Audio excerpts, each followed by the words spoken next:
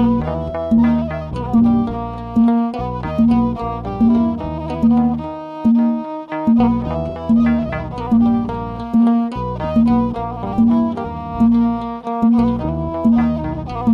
አብ ወወልድ መንፈስ ቅዱስ አሐዱ አምላክ አሜን።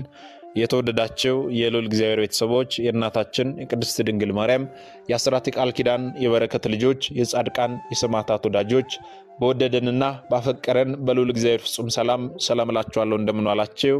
እንደምን ለይሳ ደረሳችሁ? አሜን። እንደ ኃጢአታችንና እንደ በደላችን ብዛት ሳይሆን እንደ ምሕረትና እንደ ቸርነቱ ተመልክቶ እስከዚህ ሰዓት ያደረሰን የአባቶቻችን አምላክ ልዑል እግዚአብሔር ስሙ የተመሰገነ ይሁንልን። እርሱን ጠርተን እርሷን የማንተዋት ንጽሕተ ንጹሐን ቅድስተ ቅዱሳን ቅድስት እናታችን ድንግል ማርያም ዘላለማዊ ስሟ የተመሰገነ ይሁንልን። እንግዲህ እንደ እግዚአብሔር አምላካችን መልካምና በጎ ፍቃድ ዛሬ የምንማማረው የዐቢይ ጾምን ሰባተኛውን ሳምንት ቤተክርስቲያናችን ኒቆዲሞስ ብላ ሰይማልናለች። በዚህ ኒቆዲሞስ ተብሎ በተሰየመው በሰባተኛው ሳምንት ላይ ምን እንድንማር ተፈልጎ ነው? ኒቆዲሞስስ ማን ነው የሚለውን ደግሞ እንደ እግዚአብሔር አምላካችን መልካምና በጎ ፍቃድ ዛሬ አጥራ አድርገን እንማማራለን ማለት ነው። እንግዲህ የሚያስተምረን እግዚአብሔር ነው፣ የሚመክረን እግዚአብሔር ነው፣ የሚገስጸን እግዚአብሔር ነው። እርሱ በመካከላችን ተገኝቶ የጎደሉን አሟልቶ የተጣመመውን አቃንቶ በአፈ መላእክት አርሞ ያስተምረን ይመክረን ይገስጸን ዘንድ የእርሱ መልካምና በጎ ፍቃዱ ይሁንልን። የእናታችን የንጽሕተ ንጹሐን የቅድስተ ቅዱሳን የቅድስት እናታችን የድንግል ማርያም መልጃ ተራዳይነቷ በረከቷ ሁሉ በሁላችን ላይ ይደርብን። እንግዲህ ወደ ዛሬው ትምህርታችን ስንገባ ቤተክርስቲያናችን የዐቢይ ጾምን በ8 ሳምንታት ከፍላ 8ቱንም ሳምንታት ደግሞ የየራሳቸው ወደ ስያሜ ሰጥታ በዛ ስያሜ ውስጥ ደግሞ እኛ ልጆቿን ታስተምርበታለች ማለት ነው። የመጀመሪያውን ሳምንት ዘወረደ ብላ ከሰማያ ሰማያት መውረዱን እያስተማረች፣ ሁለተኛውን ቅድስት፣ ሶስተኛውን ደግሞ ምኩራብ፣ አራተኛውን መጻጉዕ፣ አምስተኛውን ደብረ ዘይት፣ ስድስተኛውን ደግሞ ገብርኄር፣ ሰባተኛውን ደግሞ ኒቆዲሞስ ብላ ሰይማላለች ማለት ነው። ከዚህ በፊት ያሉትን ወቅታቸውን እየጠበቅን ስለተማማርን ማወቅ የምትፈልጉትን ወደ ኋላ መለስ ብላችሁ መማር ትችላላችሁ። ዛሬ ግን የምንማማረው የዐቢይ ጾም ሰባተኛው ሳምንት ኒቆዲሞስ ይባላል ብለናልና ኒቆዲሞስ ማን ነው? በዚህ ሳምንትስ ምን እንድንማር ነው የሚለውን እንደዚሁም ደግሞ የትኛውን የመጽሐፍ ቅዱስ ክፍል ነው መነሻ አድርጋ ቤተክርስቲያናችን የምታስተምረን የሚለውን ደግሞ እንማማራለን ማለት ነው። እንግዲህ ቤተክርስቲያናችን ይህንን የዐቢይ ጾም ሰባተኛውን ሳምንት ስታስተምረን ዮሐንስ ወንጌል ምዕራፍ 3 ቁጥር 1 ጀምሮ ያለውን ቃል መነሻ አድርጋ ነው። ስለዚህ እኛም ያንን ኃይለ ቃል መነሻ አድርገን እንማማራለን። መጀመሪያ ግን ቃሉን አንብበን እንረዳለን ማለት ነው። እንዲህ ይላል። ከፈሪሳውያን ወገን የአይሁድ አለቃ የሆነ ኒቆዲሞስ የሚባል አንድ ሰው ነበረ። እርሱም በሌሊት ወደ ኢየሱስ መጥቶ መምህር ሆይ እግዚአብሔር ከእርሱ ጋር ከሆነ በቀር አንተ የምታደርጋቸውን እነዚህን ምልክቶች ሊያደርግ የሚችል የለምና መምህር ሆነህ ከእግዚአብሔር ዘንድ እንደመጣህ እናውቃለን አለው ይላል። ኢየሱስም መልሶ እውነት እውነት እልሃለሁ ሰው ዳግመኛ ካልተወለደ በቀር የእግዚአብሔርን መንግሥት ሊያይ አይችልም አለው ይላል። ኒቆዲሞስም ሰው ከሸመገለ በኋላ እንዴት ሊወለድ ይችላል? ሁለተኛ ወደ እናቱ ማኅፀን ገብቶ ይወለድ ዘንድ ይችላልን? አለው ይላል። ኢየሱስም መልሶ እንዲህ አለው፣ እውነት እውነት እልሃለሁ ሰው ከውሃና ከመንፈስ ካልተወለደ በቀር ወደ እግዚአብሔር መንግሥት ሊገባ አይችልም። ከሥጋ የተወለደ ሥጋ ነው፣ ከመንፈስ የተወለደ ደግሞ መንፈስ ነው አለው ይላል። አስተውል እግዚአብሔር ቤተሰቦች። እንግዲህ ቤተክርስቲያናችን ኒቆዲሞስ ብላ ስትሰይምልን ኒቆዲሞስ ማን ነው? እንደዚሁም ደግሞ በዚህ ሳምንትስ እንድናስብ ወይም ደግሞ እንድንማር የተፈለገው ምንድን ነው የሚለውን ደግሞ በዛሬ ትምህርታችን ልንማማራለን። ነገር ግን ቤተክርስቲያናችን መነሻ አድርጋ የምታስተምረን ይህንን ኃይለ ቃል ነው ማለት ነው። የዮሐንስ ወንጌል ምዕራፍ 3 ላይ ያለውን ኃይለ ቃል እዚህ ኃይለ ቃል ላይ እንደምንመለከተው ታዲያ ኒቆዲሞስ የሚባል የአይሁድ አለቃ የሆነ አንድ ሰው እንደነበረ፣ ያም ሰው ደግሞ በሌሊት ወደ ኢየሱስ ክርስቶስ እየሄደ ይማር እንደነበረ ይናገርና ይጀምራል ማለት ነው ቃሉ። አስተውሉ። ታዲያ ለዚህ ኒቆዲሞስ ለተባለው ሰው ጌታችን መድኃኒታችን ኢየሱስ ክርስቶስ ትልቁን ወይም ደግሞ ሚስጥረ ጥምቀትን ገልጾለታል ወይም ደግሞ አስተምሮታል። ስለዚህ ቤተክርስቲያናችን ሰባተኛውን ሳምንት ኒቆዲሞስ ብላ ስትሰይምልን ስለ ምስጢረ ጥምቀት ያስተማረውን ትምህርት እኛ ልጆቿ እንድንማርና በማን አማካኝነት ወይም ደግሞ ጌታችን ለማን እንደነገረ እንዳስተማረን እናውቅ ዘንድ ከኒቆዲሞስ ሕይወትም ደግሞ ምን እንድንማር እንደሆነ ታስተምረናለች ማለት ነው። አስተውሉ። የሰው ልጅ ሁለት ልደታት አሉት። ጌታችን መድኃኒታችን ኢየሱስ ክርስቶስ ሁለት ልደታት እንዳሉት ማለት ነው። እዚህ ላይ የምንማረው ነገር ጌታችን መድኃኒታችን ኢየሱስ ክርስቶስ አንድ ልደት አይደለም ያለው፣ 3 4 አይደለም ያለው፣ ሁለት ልደታት ነው ያለው። ጌታችን መድኃኒታችን ኢየሱስ ክርስቶስ ሁለት ልደታት እንዳሉት ሁሉ ደግሞ የሰው ልጅም በአርአያውና በአምሳሉ የተፈጠረው የሰው ልጅም ሁለት ልደታት አሉት። እነዚህ ምንድናቸው የሚለውን ደግሞ ማወቅ ያስፈልጋል። ጌታችን መድኃኒታችን ኢየሱስ ክርስቶስ ሁለት ልደታት አሉ ስንል የመጀመሪያው ቅድመ ዓለም ያለ እናት ከአብ ተወለደ። አስተውሉ። ሁለተኛው ልደት ደግሞ ድህረ ዓለም ወይም ደግሞ ዓለም ከተፈጠረ በኋላ ከእመቤታችን ከቅድስት ድንግል ማርያም ያለ አባት ተወለደ ማለት ነው። ስለዚህ ጌታችን መድኃኒታችን ኢየሱስ ክርስቶስ ሁለት ልደታት አሉት። የሰው ልጅም ደግሞ እንደዚሁ ሁለት ልደታት አሉት። እዚሁ ኃይለ ቃል ላይ እንደምናገኘው በዮሐንስ ወንጌል ምዕራፍ 3 ቁጥር 6 ላይ ከሥጋ የተወለደ ሥጋ ነው፣ ከመንፈስ የተወለደ መንፈስ ነው ይላል። አስተውሉ። ይህ የሰው ልጆችን ሁለት ልደታት የሚናገር ነው። ምን ማለት ነው? የሰው ልጆችን ሁለት ልደታት። የመጀመሪያው የሰው ልጅ ልደት በሥጋ የሚወለደው ነው፣ ወይም ደግሞ ከሥጋ እናትና አባታችን የምንወልደው። እንደዚሁም ደግሞ የሥጋ እናትና አባቶቻችን ሀብት ንብረቱን ያወርሱናል። ሁሉም አላፊ ጠፊ ነው። ከሥጋ የምንወለደው የመጀመሪያው ልደታችን ነው። ሁለተኛው ደግሞ የዘላለም ሕይወትን የምናገኝበት ወደ እግዚአብሔር መንግሥት ልንገባ የምንችልበት ከመንፈስ የምንወለደው ልደት ነው። ይህ ደግሞ እንዴት ነው የሚሆነው ስንል ልክ ኒቆዲሞስ ጌታችንን እንደጠየቀው ጌታችን ዳግመኛ ሰው ካልተወለደ በቀር የእግዚአብሔር መንግሥት ላይ አይችልም ሲለው ሰው ከሸመገለ በኋላ እንዴት ሊወለድ ይችላል አለ። ሁለተኛ ወደ እናቱ ማኅፀን ገብቶ ይወለድ ዘንድ ይችላል ወይ? እንዴት ነው የሚወለደው ብሎ ኒቆዲሞስ ጌታችንን ጠይቆት ነበረ። ጌታችንም ስለ ምስጢረ ጥምቀት ሲያስረዳው እውነት እውነት እልሃለሁ አለው፣ ሰው ከውሃና ከመንፈስ ካልተወለደ በቀር የእግዚአብሔርን መንግሥት ላይ ወይም ደግሞ ወደ እግዚአብሔር መንግሥት ሊገባ አይችልም አለው። ስለዚህ ሁለተኛው ልደታችን ከውሃና ከመንፈስ የምንወለደው አስተውሉ፣ ከአብራ ከመንፈስ ቅዱስ ከባሕረ ዮርዳኖስ የምንወለድበት ወንድ ልጅ በ40 ቀኑ ሴት ልጅ በ80 ቀኗ መጥታ ወደ ቤተ ክርስቲያን ሄዳ የሥላሴን ልጅነት የምታገኝበት ከመንፈስ ቅዱስ የምንወለድበት ሁለተኛው ልደታችን ነው ማለት ነው። ይህንን ካላደረግን ከመንፈስ ካልተወለድን የእግዚአብሔርን መንግሥት ልናይ ወይም ደግሞ ወደ እግዚአብሔር መንግሥት ልንገባ አንችልም ማለት ነው።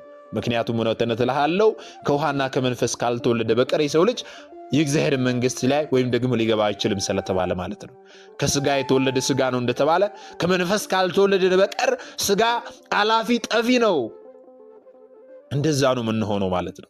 እንደዛ ከመሆን ደግሞ እግዚአብሔር አምላክ ይሰውረን። ስለዚህ እኛ ክርስቲያኖች ገና በ40 ቀናችንና በ80 ቀናችን ወንድ በ40 ሴት በ80 ቀኗ መታ ከአብራ ከመንፈስ ቅዱስ ከባሕረ ዮርዳኖስ ቤተ ክርስቲያናችን በቅባ ሜሮን አክብራ በቅዱስ ሥጋውና በክቡር ደሙ አትማ ስመ ክርስትና ሰጥታ የተቀበለችን ከአብራ ከመንፈስ ቅዱስ ወይም ደግሞ ከመንፈስ ቅዱስ ወልዳ ነው ማለት ነው። ይህንን ረቂቅ የሆነ ምስጢር ጌታችን መድኃኒታችን ኢየሱስ ክርስቶስ ለኒቆዲሞስ ገልጾለታል ማለት ነው። ለዛ የአይሁድ አለቃ ለሆነ ለኒቆዲሞስ እግዚአብሔር አምላካችን ገልጾለታል ማለት ነው። ይህንን አስተምሮታል። ማታ ማታ እየሄደ ወደ እርሱ ሲሄድ ሲማር ስለነበረ ይህንን ያስተማረውን ደግሞ ቤተ ክርስቲያናችን 7ኛውን ሳምንት ኒቆዲሞስ ብላ ሰይማ ታስተምረናለች። ታዲያ ይህንን ያስተማረው ኒቆዲሞስ ማን ነው የሚለውን ማወቅ ያስፈልጋል። ዛሬ በአብይ ጾም 7ኛው ሳምንት መጀመሪያ ሁለት ልደታት እንዳለን እንደዚሁም ደግሞ ትልቁን ምስጢረ ጥምቀትን የምናስብበት ወይም ደግሞ የምንማርበት ነው። ሁለተኛው ደግሞ ኒቆዲሞስ ማን እንደሆነ እንደዚሁም ደግሞ ከኒቆዲሞስ ታሪክ ምንድነው የምንማረው የሚለውን ደግሞ የምንማርበት የምናውቅበት ነው። ስለዚህ ኒቆዲሞስ ማን ነው ወደሚለው እንገባለን ማለት ነው። እንዲሁም ደግሞ ኒቆዲሞስ ማለት ምን ማለት ነው? ኒቆዲሞስ ማለት ቃሉ የግሪክ ሲሆን ድል ማድረግን ወይም ደግሞ አሸናፊነትን ያመላክታል ማለት ነው። ኒቆዲሞስ ፈሪሳዊ ነው። ኒቆዲሞስ ከአይሁድ አለቆችና መምህራን መካከል አንዱ ነው። በዮሐንስ ወንጌል ምዕራፍ 3 ላይ ከፈሪሳውያን ወገን የአይሁድ አለቃ የሆነ ኒቆዲሞስ የተባለ አንድ ሰው እንደነበረና እርሱም በሌሊት ወደ ጌታ በሌሊት እየመጣ የሚማረው ይህ ኒቆዲሞስ ማን ነው? አስተውል። ማን ነው ኒቆዲሞስ? ቅድም እንዳልነው ኒቆዲሞስ ፈሪሳዊ ነው። ኒቆዲሞስ የአይሁድ አለቃ ነው። ኒቆዲሞስ መምህረ እስራኤል ነው። ኒቆዲሞስ ምሁረ ኦሪት ነው። ታዲያ ይህ ኒቆዲሞስ ምን አደረገ? ለምስጢረ ጥምቀት መገለጥ ምክንያት ሆነ። ይህ ኒቆዲሞስ ምን አደረገ? አዋቂ ነን የሚሉትን አሳፈራቸው። በዮሐንስ ወንጌል ምዕራፍ 7 ቁጥር 51 ላይ እንደምናገኘው ኒቆዲሞስ ምን አደረገ? ጌታን ለመገነዝ በቃ። በዮሐንስ ወንጌል ምዕራፍ 19 ቁጥር 38 ላይ እንደምናገኘው ማለት ነው። አስተውል እግዚአብሔር የተሰውት። ስለዚህ ኒቆዲሞስ ማን እንደሆነ ማወቅ ብቻ ሳይሆን ምን እንዳደረገም ጭምር ማወቅ ያስፈልጋልና ለዚህ ነው የዐቢይ ጾም 7ኛው ሳምንት ኒቆዲሞስ ይባላል ብለናል። በዚህ ሳምንት ኒቆዲሞስ አይሁዳዊ ሲሆን ከፈሪሳውያን ወገን የነበረ ነው። በኢየሩሳሌም በሀብት ቢሉ በእውቀት ቢሉ እንዲሁም ደግሞ በስልጣን የአይሁድ አለቃ ነበረ። ታዲያ በእውቀትም ከነሱ የላቀ ሆኖ በሀብትም ከነርሱ የላቀው ነው። በስልጣንም አለቃቸው ሆኖ ሳለ ታዲያ ማታ ማታ ጌታችን ዘንድ እየተገኘ ይማር ነበረ። ማታ ማታ ስለምንድን ነው ማታ ማታ ይማር የነበረው? ኒቆዲሞስ ስለምንድን ነው ትምህርቱን ወደ ጌታችን እየሄደ መማርን በማታ የመረጠው? ስለምንድን ነው የሚለውን ማወቅ ያስፈልጋል። ለሁላችንም ትምህርት ይሆን ዘንድ ማለት ነው። የመጀመሪያው ማታ ማታ ይሄድ ዘንድ የፈለገው ወይም ደግሞ ትምህርቱን በማታ ያደረገበት አይሁድ ማንም ከኛ ወገን የሆነ የክርስቶስ ደቀ መዝሙር ከሆነ ሀብት ንብረቱ ይወሰድ፣ በቤተ መቅደስ አይግባ፣ መስዋዕት አይሰዋ ብለው ነበርና አይሁድን ፈርቶ ሀብት ንብረቱን ወዶ እንዳይታወቅበት በሌሊት እየመጣ ከጌታችን እግር ስር ቁጭ ብሎ ይማር ነበረ። የመጀመሪያው ምክንያቱ ይህ ነው። በሌላ በኩል ደግሞ የቀን ልብ ባካና ነው። አይን ብዙ ያያል፣ ሐሳብ ይበታተናል። በተሰበሰበ ልብ ለመማር በተጨማሪም ደግሞ ሊቅ ነኝ እያለ እስከ ዛሬ ትምህርት አልጨረሰም እንዴ እንዳይሉት በሌሊት እየመጣ ይማር ነበረ። ለሌሎች መሰናክል ላለመሆን ማለት ነው። ትልቁና ዋናው ነገር ይህ ነው። እግዚአብሔር ቤተሰቦች፣ የመጀመሪያው ቀን ባካና ነው። አይን ብዙ ያያል፣ ሐሳብ ይበታተናል። የሚማሩት ትምህርት በጥሞና ለመማር ይከብዳል ማለት ነው። በተሰበሰበ ልብ ለመማር ብሎ የሚማረው ትምህርት በዝነ ልቦና እንዲመዘገብ ያን የተማረውን ደግሞ በሕይወት እንዲኖረው የሚማረው ትምህርት እንዲገባው በማታ ማታ እየመጣ መማርን መረጠ ማለት ነው። በተጨማሪም ደግሞ እርሱ በሀብትም በንብረትም በእውቀትም አለቃቸው ነው ብለናል መጀመሪያችን ላይ። ስለዚህ ሊቅ ነኝ እያለ እስከ ዛሬ ድረስ ትምህርት አልጨረሰም እንደ እያሉ በእርሱ እንዳይሰናከሉ ሲል አይሁዳውያን እንዳያዩት ተደብቆ እየመጣ ሌሊት ሌሊት ከጌታችን እግር ስር ቁጭ ብሎ ይማር ነበረ። ዛሬ ስንቶቻችን ለሰዎች መሰናክል ሆነን ይሆን? አስተውሉ። ስንቶቻችን መሰናክል ሆነን ይሆን? ለሰው ልጅ መሰናክል ከመሆን የወፍጮ ድንጋይ በአንገታችን ታስሮ ወደ ጥልቁ መወርወር እንደሚቀል መጽሐፍ ቅዱስ ይነግረናል። ለሰው ልጅ መሰናክል መሆን በጣም ከባድ እንደሆነ መጽሐፍ ቅዱስ ይነግረናል። ስንቶቻችን መሰናክል ሆነን ይሆን? ዛሬ በአውደ ምሕረቱ እየዘመርን ነገ ደግሞ በከተማ ወይም ደግሞ በዓለማዊ ሁኔታዎች ላይ ስንሄድ ለስንቶቹ ምሳሌ ሆነናል ወይስ ደግሞ መሰናከል ሆነን ይሆን? የሰው ልጅ ሲሰናከል ወይም ደግሞ ሲወድቅ ጌታችን የሚጠይቀው ለምን ወደክ ብቻ ሳይሆን በማን ወደክ የሚለውንም ጭምር ነው። ስለዚህ ልናስተውል ያስፈልጋል። ዛሬ ማህተብ ባንገታችን ላይ ያስረናል። ሴቶች እህቶቻችን፣ ማህተቡ መስቀሉ ባንገታችን ላይ አለ። ነገር ግን ዝቅ ስንል እርቃን ነው። እግዚአብሔር ቤተሰቦች፣ ያ እርቃን ደግሞ ስንቶችን ያሰናክላል። ያ ባንገታችን ላይ ያሰርነው መስቀላችን ከእርቃናችን ጋር ይሄዳል። ወገኖቼ፣ ከእርቃናችን ጋር አይሄድም።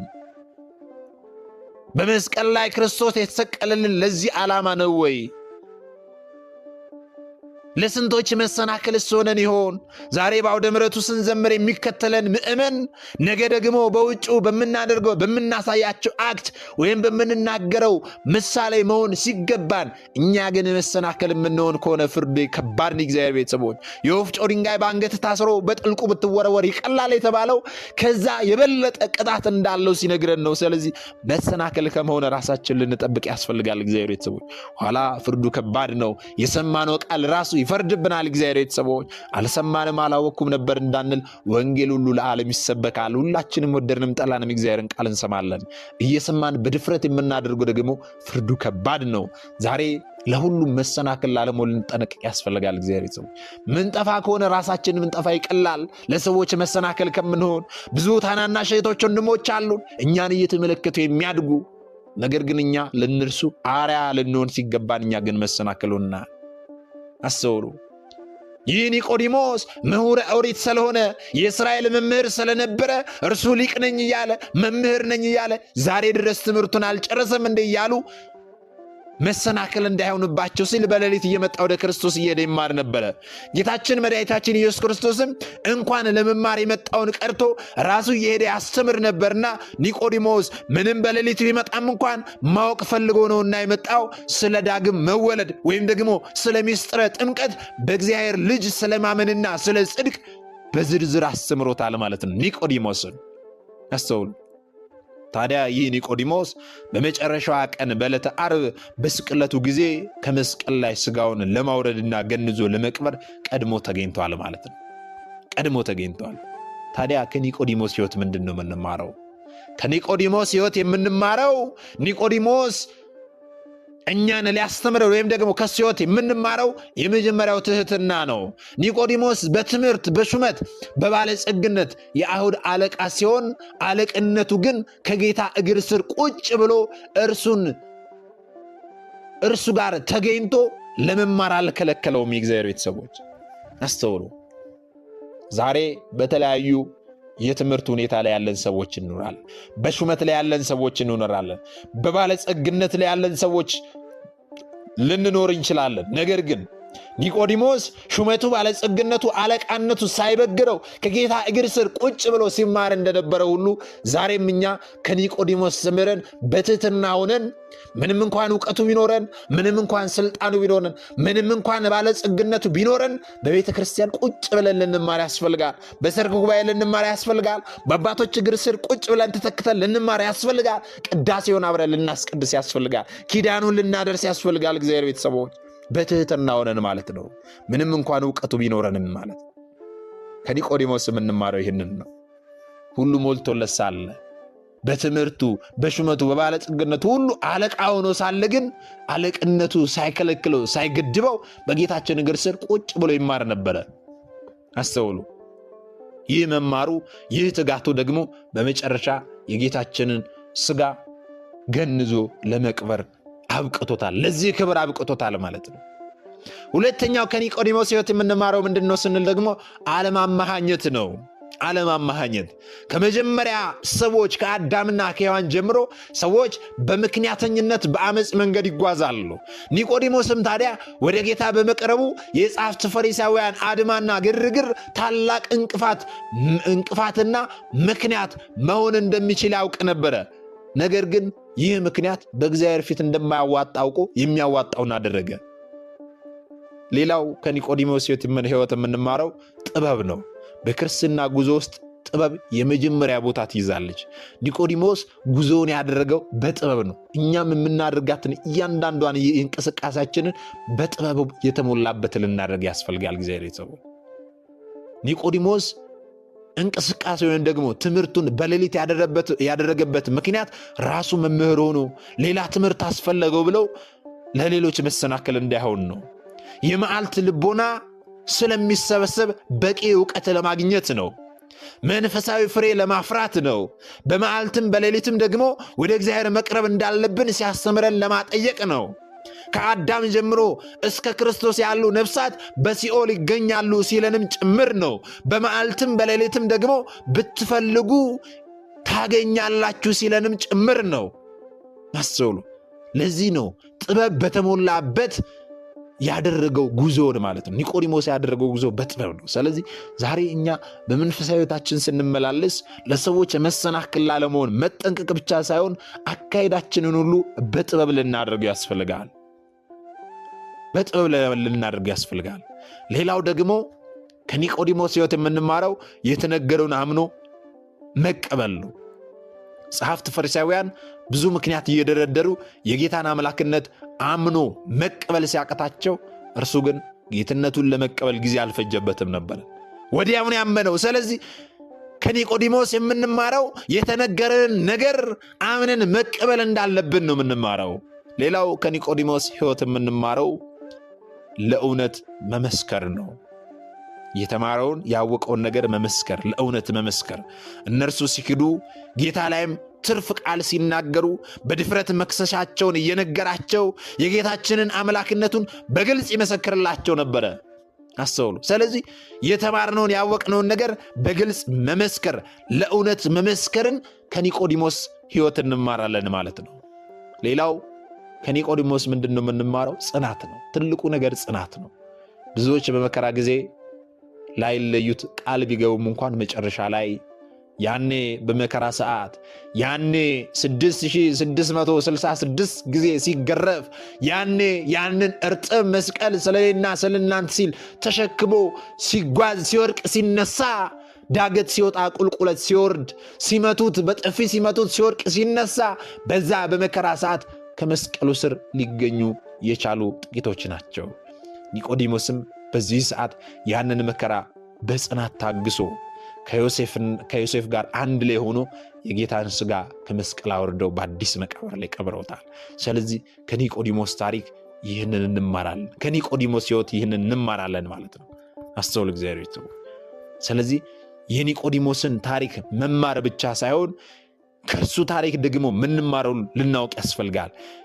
የኒቆዲሞስ በሌሊት ገስግሶ መምጣት ለምስጢረ ጥምቀት ትምህርት መገለጥ ምክንያት እንደሆነ ሁሉ በቅዳሴው በኪዳኑ በሰዓታቱ በማህሌቱ መገኘትና መሳተፍ ደግሞ ዛሬ ላለነው ረቂቅ የሆነው ሰማያዊ ምስጢርን ፍንትው ብሎ እንዲገለጥልን ምክንያት ይሆንልናል ማለት ነው።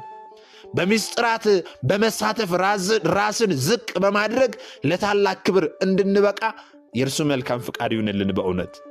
ስለዚህ ቤተክርስቲያናችን የአብይ ጾም 7ኛውን ሳምንት ኒቆዲሞስ ብላ ስትሰይምልን አንድም እግዚአብሔር አምላክ ለኒቆዲሞስ ያስተማረውን ምስጢረ ጥምቀትን እንድናስብ እንድንማር ነው።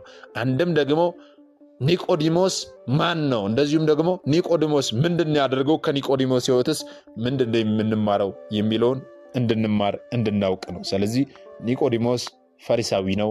ኒቆዲሞስ የአይሁድ አለቃ ነው። ኒቆዲሞስ መምህረ እስራኤል ነው። ኒቆዲሞስ ምሁረ ኦሪት ነው። ነገር ግን ይህንን ሆኖ ሳለ ከጌታችን እግር ስር ቁጭ ብሎ መማርን አልከለከለው ማለት ነው። ዛሬ በምድራችን ላይ ብዙዎች አለቆች ልንኖር እንችላለን። ብዙዎች መምህራን ልንኖር እንችላለን። ብዙዎች ባለጸጎች ልንኖር እንችላለን። ብዙዎች በተለያየ ዘርፍ ላይ ያለን ታላላቅ ሰዎች ልንኖር እንችላለን። ነገር ግን ትልቅነታችን በሰው ፊት ያገኘነው ትልቅነታችን እግዚአብሔር ቤት ሄደን ከመማር ሊያግደን አይገባም። ሰው ትልቅ ካለን በእግዚአብሔር ፊት ንስሐ ገብተን ሥጋው ደሙን ተቀብለን ትልቅ ካልሆንን በስተቀር ሰው ትልቅ ቢያደርገንም ባያደርገንም ዋጋ ቢስ ነው። ስለዚህ ይህንን ተረድተን ልክ እንደ ኒቆዲሞስ ዕለት ዕለት ቤተክርስቲያን ይሄድን ልንማር ያስፈልጋል ማለት ነው። ስለዚህ ቤተክርስቲያናችን በአብይ ጾም 7ኛው ሳምንት ምታስተምረን ይህንን ነው። ታዲያኛ የተማርነውን ላልተማሩት ወንድሞቻችን ልናስተምር ያስፈልጋል። ያወቅነውን ላላወቁት ወንድሞቻችን ልናሳውቅ ያስፈልጋል። ምክንያቱም እኛ የተማርነውን አስተምረን ቢሆን ኖሮ እኛ ያወቅነውን አሳውቀን ቢሆን ኖሮ ማንም ሀብቶልና ስመ ክርስትና ሰጥታ ማኅተብ በአንገቱ ላይ ካሰረችበት ከቅድስት ቤተክርስቲያን ወጥቶ ወደ ሌሎች ሃይማኖት ተቋማት ባልሄደ ባልገባ ነበር። ነገር ግን እኛ የተማርነውን ስለማናስተምር ያውቅነውን ስለማናሳውቅ ብዙዎቻችን ወንድሞቻችን እየሳቱን ያሉትና የሳቱትን ለመመለስ ያሉትን ለማጽናት አሁን ላይ የተማርነውን ወደፊትም የምንማረውን የቤተክርስቲያናችንን አስተምሮ ልናስተምር ያስፈልጋል ማለት ነው። ስለዚህ ይህን እንድናደርግ ደግሞ እርሱ አምላካችን መድኃኒታችን ኢየሱስ ክርስቶስ ይርዳን። ምናልባት ደግሞ ዛሬ ገና ወደዚህ መንፈሳዊ ቻናል ላይ መጣችሁ ሰዎች ካላችሁ ከዚህ በፊት የተማማርናቸውም ከዚህ በኋላ የምንማማራቸው መንፈሳዊ አስተምሮች ወደ እናንተ እንዲደርሱ ከፈለጋችሁ ሰብስክራይብ አድርጋችሁ የደወል ምልክቱን መጫን ይኖርባችኋል ማለት ነው። ይህንን ስታደርጉ ዕለት ዕለት ከዚህ የሚለቀቁ አስተምሮች ይደርሳችኋል። ይህንን ካላደረጋችሁ ደግሞ ዛሬ እንዳጋጣሚ እናስተምሮ ሰምታችሁ ሊሆን ይችላል፣ በቀጣይ ከዚህ የሚለቀቁ አስተምሮች ወደ እናንተ አይደርሱም ማለት ነው። ይህ እኔ ያልኩት አይደለም፣ ቴክኖሎጂ ያመጣው ስርዓት ስለሆነ ማለት ነው። ስለዚህ ሰብስክራይብ አድርጋችሁ የደወል ምልክቱን መጫን ይኖርባችኋል ማለት ነው። እግዚአብሔር አምላካችን እስካሁን ሰዓት ጠብቆ ያስተማረን የመከረን የገሰጸን የአባቶቻችን አምላክ ልዑል እግዚአብሔር ስሙ የተመሰገነ ይሁንልን። እርሱን ጠርተን እርሷን ማንተዋት ንጽሕተ ንጹሐን ቅድስተ ቅዱሳን ቅድስት እናታችን ድንግል ማርያም ዘላለማዊ ስሟ የተመሰገነ ይሁንልን። ወስብሐት ለእግዚአብሔር ወለወላዲቱ ድንግል ወለመስቀሉ ክቡር። ይቆየን።